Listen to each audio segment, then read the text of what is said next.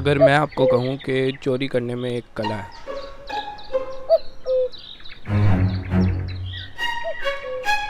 अगर मैं आपको कहूँ कि चोरी करने में एक कला है, तो आप क्या कहेंगे?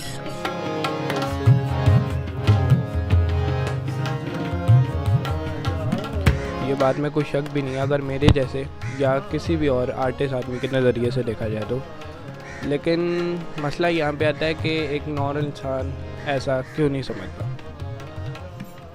और उसकी वजह आती है कि उनका देखने का नज़रिया मुख्तलिफ है।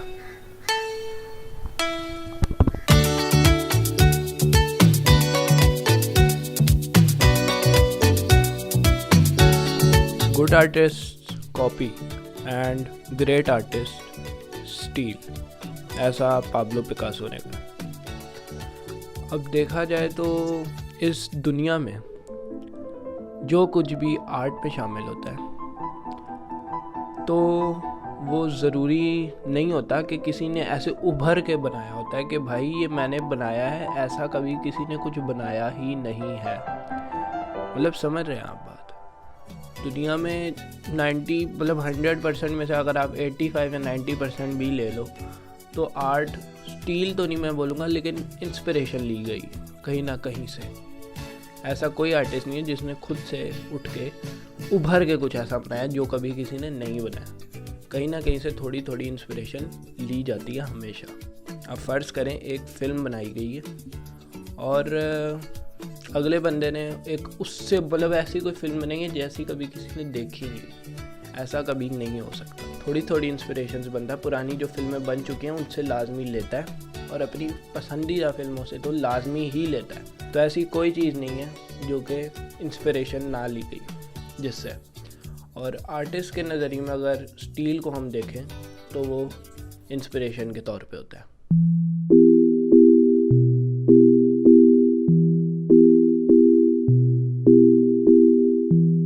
चोरी को आर्ट के तौर पे देखने का तरीका ये है कि कुछ लोग इसको क्रिएटिव एक्सप्रेशन समझते हैं।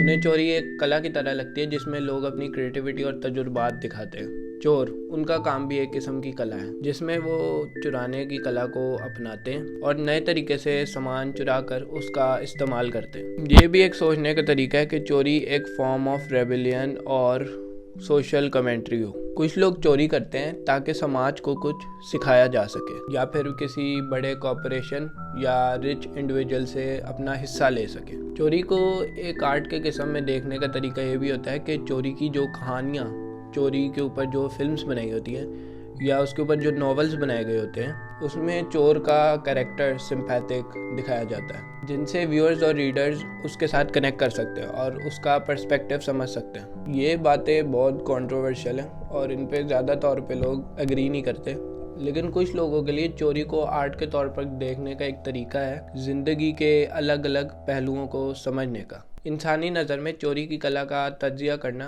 काफ़ी मुख्तलिफ होता है। कुछ लोग चोरी को एक रोमांटिक या एक्साइटिंग एडवेंचर समझते हैं जहाँ पे कोई एक इंसान अपनी क्लेवरनेस और तजुर्बात के नज़रिए से चोरी करके उस काम को अपने किसी अच्छे इस्तेमाल में इस्तेमाल करता है। उन्हें चोरी एक फॉर्म ऑफ रेबेलियन या डेफियंस लगते हैं जिससे वो अपने आप को समझ के रूल्स और एक्सपेक्टेशंस से अलग दिखाते हैं। दूसरी तरफ कुछ लोग चोरी को एक गलत और इमोरल काम समझते हैं। उन्हें चोरी करने वाले लोगों पर शर्मिंदा होने का एहसास होता है और वो इसे एक अनएथिकल और गैर जिम्मेदारी हरकत मानते हैं। उनकी नज़रिए में किसी और की मेहनत की कमाई को चोरी करना एक बुरा काम है जो कि नुकसानदेह है समाज के लिए। ये डिफरेंसेस इन पर्सपेक्टिव्स के होते हैं क्योंकि हर इंसान मुख्तलिफ है और हर इंसान मुख्तलिफ सोचता है। कुछ लोगों के लिए चोरी एक तरह की कला है, बल्कि उसके ही मुख्तलिफ नज़रियों में दूसरों के लिए ये एक जुर्म है।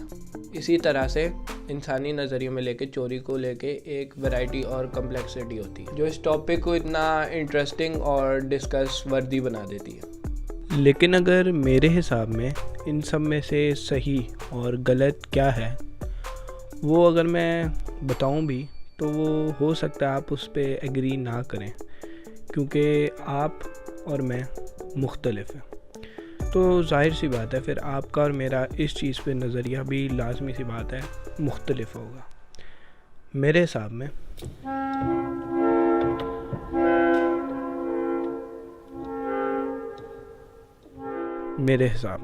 अब किसी चीज़ को चुराने में ज़रूर आर्ट हो सकता है, लेकिन अगर वो गलत काम के लिए ना हो और किसी करप्शन वगैरह के लिए ना हो। मतलब ये आप एक मिसाल ले लो एक किताब की जिसका नाम है स्टील लाइक एन आर्टिस्ट। अब आप इस किताब के टाइटल से ही समझ गए होंगे कि ये किताब किस चीज़ के बारे में। ये देखा, this is the art of observation, कि मैंने टाइटल बताया और आप समझ गए। खैर, इस बारे में हम किसी और दिन किसी और वीडियो में बात करेंगे। अच्छा, बैक टू द टॉपिक। ये किताब steal like an artist is by Austin Kleon, और इस किताब में उन्होंने कुछ अहम कॉन्सेप्ट्स शेयर किए हैं जो कि क्रिएटिविटी और आर्ट में इस्तेमाल किए जा सकते हैं। ये किताब उनके लिए जो क्रिएटिव फील्ड्स में काम करते हैं या क्रिएटिव परसूट्स को एक्सप्लोर करना चाहते हैं। कुछ की पॉइंट्स इस किताब के बारे में बता दूं। Originality and influence. क्लियन का कहना है कि हर कला का जन्म किसी न किसी पहले के काम से ज़रूर शुरू होता है। उसके मुताबिक असलियत, ओरिजिनलिटी एक मिथ है और हर आर्टिस्ट को इन्फ्लुएंस और इंस्पायरेशन से अपना काम शुरू करना चाहिए। Stealing as a creative act. Kleon कहता है कि चोरी को एक क्रिएटिव आर्ट समझना चाहिए। चोरी का मतलब यहाँ पे है कि हम किसी और के काम से अपने काम के अंदर इनकॉर्पोरेट करते हैं, लेकिन उसको अपनी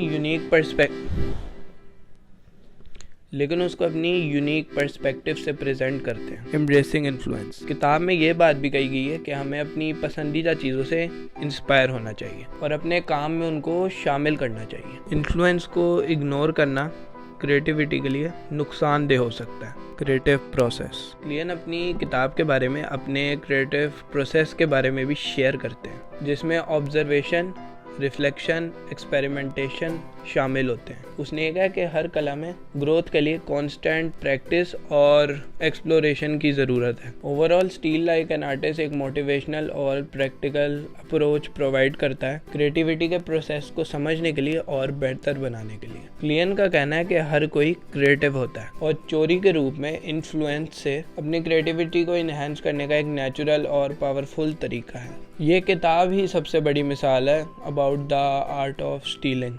एक आर्टिस्ट चोरी को एक मुख्तलिफ नज़रिए से देखता है, जिस नज़रिए से उसको आम लोग नहीं देखते। आर्टिस्ट चोरी को इस तरह से देखता है जो कि उनके लिए इंस्पिरेशन या उनके लिए एक इन्फ्लुएंस टाइप चीज़ होती है। सीधा चोरी नहीं, यहाँ कुछ तरीके हैं जिस नज़रिए से आर्टिस्ट चोरी को देखता है। Inspiration purposes. आर्टिस्ट अक्सरियत में दूसरों के कामों से इंस्पायरेशन लेना पसंद करते हैं। उन्हें चोरी एक तरीका लग सकता है दूसरे आर्टिस्ट के आइडियाज़, टेक्निक्स या स्टाइल से इंस्पायर होने का, जो कि वो फिर उसको अपने काम में शामिल करते हैं। Learning purposes. चोरी एक तरीका हो सकती है कुछ सीखने का या एक आर्टिस्ट बनने का, दूसरों के काम को स्टडी कर और समझ कर। आर्टिस्ट अपनी स्किल्स को बेहतर बना सकते हैं और अपने क्रिएटिव हॉरिजॉन्स को एक्सपैंड कर सकते हैं। इंक्रीजिंग मोर शिट आफ्टर टेकिंग इंस्पिरेशंस। सीधा कॉपी करने के बजाय आर्टिस्ट चोरी को इस तरह देख सकते हैं एक मौजूदा आइडिया पर बनावट करने का तरीका और उसे नए और इनोवेटिव डायरेक्शंस में लेके जाने का। ये नए और मुख्तलिफ आर्टिस्ट के स्टाइल्स का जन्म दे सकता है। अ वे ऑफ एक्सप्रेसिंग। चोरी को भी एक इजहार या एक ट्रिब्यूट का तरीका समझा जा सकता है। दूसरे आर्टिस्ट का रेफरेंस लेना या उनके एलिमेंट्स को अपने काम के अंदर शामिल करना।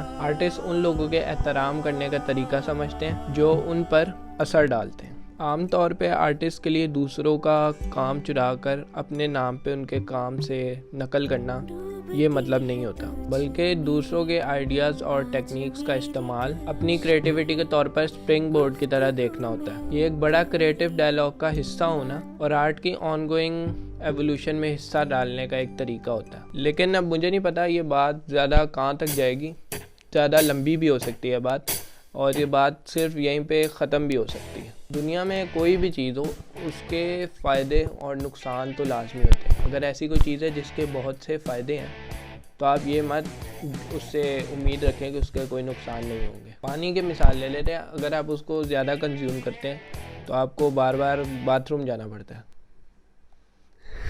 मजाक कर रहा हूँ।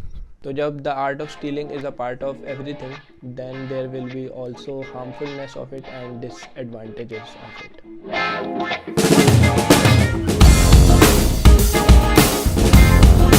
I'm still searching. ਇੱਕ ਪਰਦੇਸੀ ਉਹ ਯਾਰ ਬਣਾਇਆ, ਮੈਂ ਉਸਨੂੰ ਦਿਲ ਦੇ हार्मफुल आर्ट ऑफ स्टीलिंग या चोरी का नुकसानदेह पहलू भी एक अहम मुद्दा है जो कि डिस्कस करना चाहिए। Legal consequences. चोरी करने से पहले इंसान को ये समझना चाहिए कि ये एक जुर्म है और इसका कानूनी अंजाम खतरनाक हो सकता है। चोरी करने वाले लोग अगर पकड़े गए तो उन्हें सख्त सजा भी हो सकती है। Impact on victims. चोरी करने से विक्टिम उसका नुकसान उठाता है, चाहे वो एक इंडिविजुअल हो या बड़े कॉर्पोरेशन। उनसे उनका फाइनेंशियली और इमोशनली नुकसान होता है। Loss of trust. चोरी करने वाले इंसान का दूसरों पे ट्रस्ट खत्म हो जाता है। ये उनकी रेपुटेशन और उनके रिलेशनशिप्स को भी बहुत नुकसान पहुंचाता है। Negative impact on society. अगर चोरी एक समाजी बीमारी बन जाए तो इसका समाज पर खतरनाक असर हो सकता है। ये बुराई को बढ़ावा देकर और लोगों में ईमानदारी और अच्छाई के खिलाफ एक एटीट्यूड पैदा करके सोसाइटी को एक नुकसान पहुंचा सकता है। इसलिए चोरी या किसी और भी चीज़ की दखल अंदाजी को एक गलत तरीके से हमेशा देखना चाहिए और इससे बचना चाहिए। हमेशा सच्चाई और ईमानदारी के रास्ते पे चलना चाहिए ताकि नुकसान से बचा जा सके और एक बेहतर समाज बन सके। The ruined art of stealing का मतलब है चोरी की कला का बर्बाद या नुकसान होना। इस कॉन्सेप्ट में चोरी को एक नेगेटिव कॉनोटेशन दी जाती है जहां चोरी करने वाले को गलत और नुकसानदेह समझा जाता है। ये अक्सर उस कॉन्टेक्स्ट में इस्तेमाल होता है जब चोरी का असल मकसद नुकसान पहुंचाना ना हो, चाहे वो किसी इंडिविजुअल या कॉरपोरेशन का हो। इस पर्सपेक्टिव में चोरी को एक इमोरल और अनएथिकल एक्ट समझा जाता है जिसमें किसी दूसरे की मेहनत की कमाई को छीना जाता है। इस तरह की चोरी से विक्टिम को फाइनेंशियली और इमोशनली नुकसान होता है और इससे सोसाइटी पर भी काफ़ी बुरा असर पड़ता है। The ruined art of stealing का कंसेप्ट चोरी को एक नुकसानदेह हरकत और गलत काम के रूप में देखने का इजहार करता है जिसमें चोरी करने वाले को उसके नुकसान की सज़ा दी जाती है। तो अब मेरे नज़रिए में अगर देखा जाए, there is actually art in stealing and there is also the ruined art of it which is the most harmful shit. हमारे कल्चर में ये बताया जाता है और सिखाया जाता है कि चोरी करना एक बहुत ही गलत हरकत है, लेकिन वो डिपेंड करता है कि आप किस तरीके से कर रहे हैं और आपकी नीयत क्या है। और मेरे मुताबिक that is the art and the ruined art of stealing. चम चम चम तेरा टूट गया बटन, हाँ चम चम चम चम चम चम तेरा टूट गया बटन, अम्मी माँ। भाई इस वीडियो का ये बिल्कुल भी मकसद नहीं है कि मैं जाके कह रहा हूँ कि तुम जाके चोरियाँ करो।